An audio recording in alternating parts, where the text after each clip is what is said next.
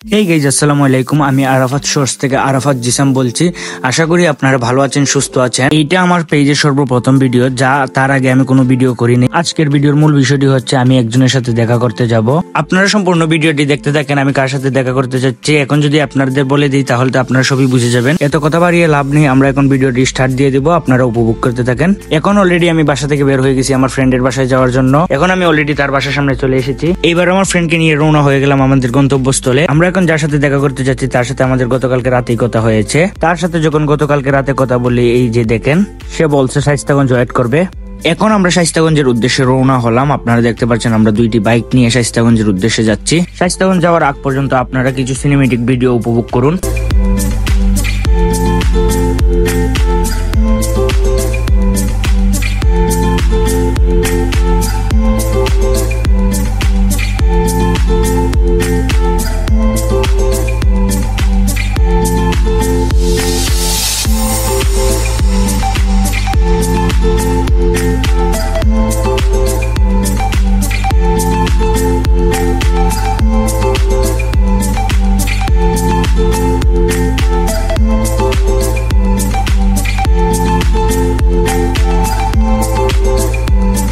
আমরা এখন আমাদের বাইককে জুস খাওয়াচ্ছি হালকা, কারণ আমরা যদি আমাদের বাইককে জুস না খাওয়াই আমাদের বাইক তো আমাদেরকে গন্তব্যস্থলে নিয়ে যাবে না। আমরা এখন আমাদের বাইককে জুস খাওয়ানোর পর আমরা এখন একটু দাঁড়িয়েছি বাইক পয়েন্টে, কারণ আমাদের বাইকটাকে হালকা একটু সার্ভিস দিতে হবে। আমরা একটু মজা মাস্তি করতে করতেই আমরা উঠে গেলাম হাইওয়েতে। হাইওয়ের যে অবস্থা ভাই, খুব শীঘ্রই 6 লেন প্রয়োজন। আমরা অলরেডি যেতে যেতে এই হাইওয়েতে তার দেখা পেয়ে গেলাম। আপনারা অলরেডি গাড়ি দেখেই চিনে ফেলছেন আমরা কার সাথে দেখা করতে গিয়েছিলাম। তারপর আমরা তার সাথে সাথে যেতে থাকলাম। তারপর আমরা কিছুক্ষণের জন্য জেমে পড়ে যাই।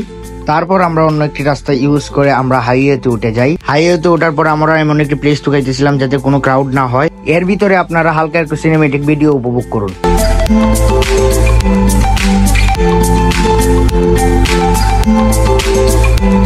তার মধ্যে বলতে না বলতে বৃষ্টি চলে আসে। তারপর তাকে আমরা হাইওয়ের একটু সাইডে দাঁড়া করাই। সেই মানুষটা আর কেউ না, বাংলাদেশের জন্য প্রিয় ইউটিউবার RS ফাহিম চৌধুরী ভাই।